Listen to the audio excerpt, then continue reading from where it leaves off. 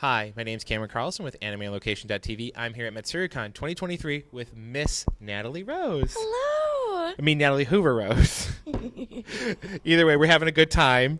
Yes. And it's Natalie Hoover. And so how did you get started in the world of entertainment? That's a great question. Long ago, when I was born and raised in Oregon, I've loved musical theater. So I pursued that all the way into college. And I found out about voice acting during that time. I Googled it and I went, oh my goodness, this is a real job. Hot dog, I want to be involved. And I made a demo reel and I submitted it to a few studios. And one of those studios was Bang Zoom Entertainment. Yes. And I still work with them today. They're a fantastic one. No, we know Bang Zoom. They're a great group of people. They have a great group of talented actors that work there, and they are just so fantastic. I praise them 100%. They're a great company. So as you stated, early on in your career, you won a contest at a Comic-Con for voice acting. How was it like winning that contest? It was amazing. It was at New York Comic Con 2011. Oh, wow. And I won it through the website named Japaninator. Yeah. And we had to do 3 samples of voice acting, and they chose mine, and I was so excited. And there I met tons of my friends who are now fellow voice actors as well. Yeah. It's such a small world, a beautiful world. So this made me giggle so much because I was re-listening to this entire podcast when I was writing your script. Was the podcast you did with Miss Terry Doty on her Obscure Chatter. How was it like recording her and eating cake with Steven's chagrin? It was beautiful. Well, first off, I asked, can I bring any sweets? I didn't tell him what I was bringing. And then I brought cake, and Steven was like, oh, okay, just don't drop it anywhere. But it was delicious. We had a great time. And yeah, it was a good vibe.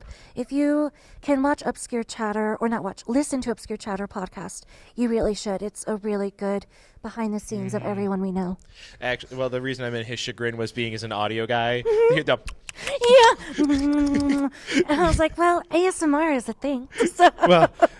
So as mentioned, you and Terry, and I want to preface this as one of my favorite really weird anime that I loved because I've interviewed actually quite a bit of people from it, is The Recovery of an MMO Junkie, and you and Terry talked so much about it on the podcast.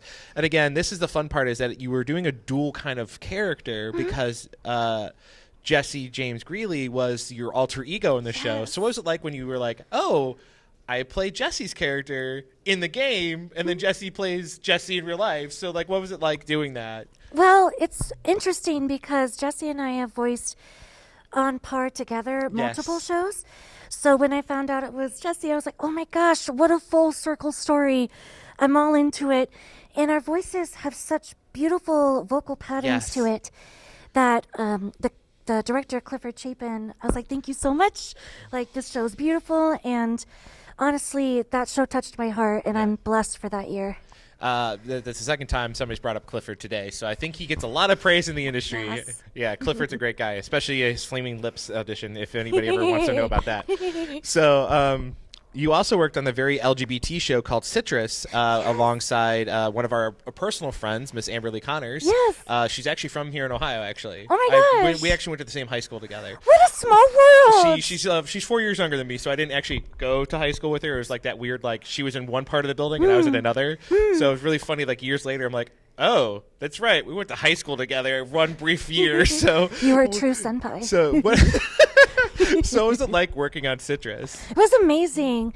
That show was Kristen McGuire's, I believe, first title directorial debut. It was hers. And when I auditioned, I was so excited, and I wasn't trying to do my regular wheelhouse. I really wanted to bring something new to the table because I do a lot of Sweet Girls. Yes. And when I auditioned, Kristen went in the booth and she goes, could you just read for this one? And I go, yeah, of course, sure, whatever you want. And then 2 weeks later, she's like, congratulations, you're in this show. I'm like, yes, it was awesome. I really support and love anything to do with romance, comedy, and that show specifically, it really brought gay relationships to the front. And I think that was something, what should I say, in the sense of they need more of that in anime. The reason I liked it was not because it's Yuri, but because it was such a unique take on it. Yes. First and foremost, of this. Well, they're living together. They're now siblings together, but they're not really siblings, so that helps. Not blood related. Yeah, they're not blood related. But I think the reason it worked so well was it's messy. Yes. Every relationship is messy. messy. No matter if it's been a long 20-year, 30-year, every relationship is messy, especially in the beginning. Yeah. A relationship in the beginning is, oh, we love one another, we're passionate, we're physical, and then you're like, how much of that truly stays after the first 2 months, 3 months, whatever. So I think it was really a really groundbreaking and really touching show. Yes. Now, again, going back to the podcast because it's just hilarious to listen to. Check it out. You and Terry talked about leaving your fellow voice actors bombs. How much fun is it when you guys leave bombs for your other voice actors? And I mean, there's been. Because I'm a physical media guy, I get those extras. Yeah. And the fun part is sometimes they're included in the extras. So what's it like when you guys leave those bombs for each other? It's honestly a real treat because you're such in the moment for the character. You're ready, you're professional, and then all of a sudden, that's not the line that's in the script. And it's like, should I be professional or should I just crack up laughing? The last time I bombed anyone, can you believe it, was 2018. Really? Yeah, I haven't done it lately, but I'm waiting for the chance. Oh, okay. But Rico and Clifford, I believe, should be the kings of bombs. They leave really good ones. I guess I should talk to Rico about that when we get him tomorrow. Yes, talk about Prince of Stride Bomb. He'll thank you.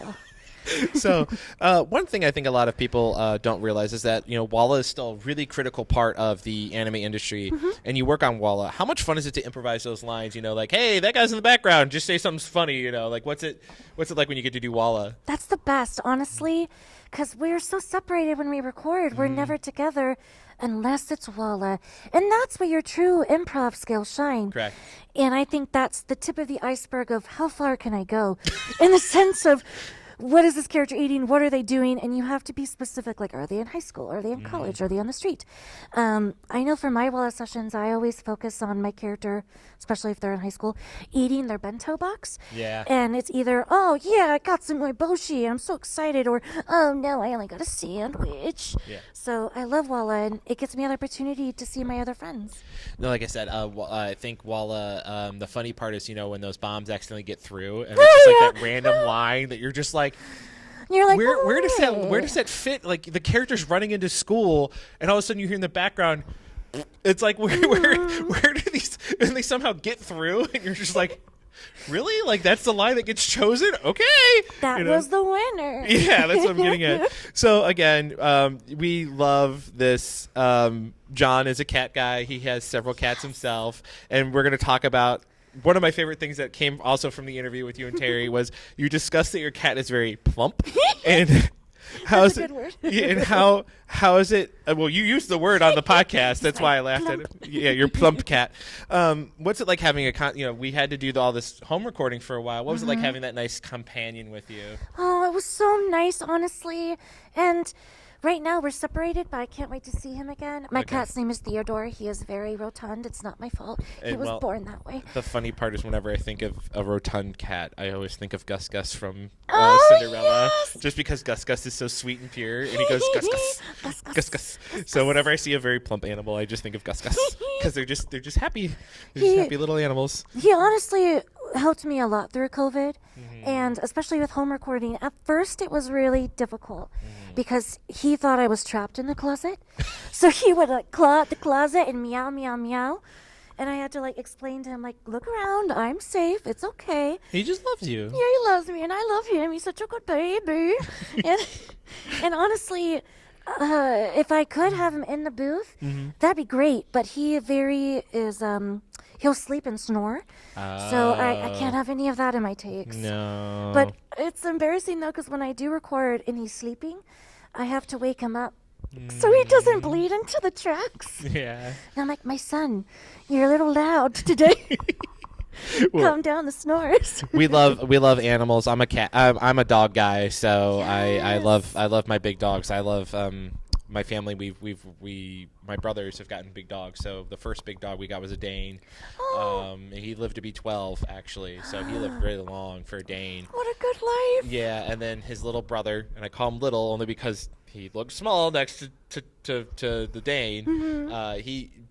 The little one was still 65 pounds. I just called him little. That's little? Well, because he was so next. So their names are Tank and Chopper. Tank was the Dane, and Chopper was the little one. Cute. But you know what I'm saying. It's just next to Tank at 120 pounds, which by the way, he was underweight for a Dane, way underweight. Wow. But that was a good thing. It was a good thing because he was one of 12. Yeah. But either way, he was small. You know, being next to Tank, he always looked small, and he was just this cuddle bug too. Wanted to be cuddled all the time. And then we've had Mastiffs, and now we have the newest dog in my brother's families. I have two brothers. He's a Newfoundland mixed with a cute. Newfoundland mixed with a poodle. So he's got this really, really curly, silky. So exactly, super soft, and he's also was trained originally as a emotionally support dog, and unfortunately the person he was trained for passed away, so the dog had to be returned. And you know, my brother has a wonderful dog. So we're really, again, I'm a dog guy. I love my big cuddly dogs. Yes. I let them sleep in the bed when my mom just did not like that. I was No like, dogs in the bed. Yeah, when mommy's not home. exactly. So finishing things up, are there any upcoming projects you want fans to know about at this time? Yes, actually. Well, first I want to preface, not behind an NDA wall. Yes.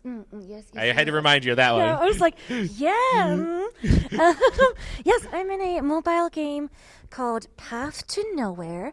I've voiced so far 3 characters in that. All different ranges. Super low sexy, high medium shy, and sweet Natalie. And then another game I'm in is called Higan Uruthiel, and Amberly Connors is the director of that. Well, And I voiced 3 characters in that as well. it wouldn't surprise me that Amber is a director, considering she owns her own studio. So that would make sense. She's very good at her job. She is very good at her job. I've kept up with that immensely, and I'm very proud of her that she has attained what she has with where her beginnings are. She's very much a focused, business-driven woman, and she is very, very, very good at what she does, along with having Howard as her partner in lots of crime for it. So is there any way for fans to keep up with you online? And what message would you love to give to all the wonderful fans that have loved your voice over the last several years? Oh my gosh. Well, you can find me on Twitter or Instagram, and it's Natalie Hoover VO. And that's all my social medias. I don't have Facebook anymore. My apologies. But I do have email, so just hit me up on my website, which is nataliehoover.com. Don't be shy. I take about 2 weeks to respond, but I'll respond. Yeah. And my message to all of you is stay happy, stay healthy, and thank you so much for listening and watching this. All your support means everything to me, and I wouldn't be where I am in my career without the support of fans and the belief that clients have for me and my voice. So honestly, thank you, and thank you for having me. No, it's been a pleasure. Thank you so much for coming out and talking with me today. It's been so much fun having you today. Yeah, same. This is an honor.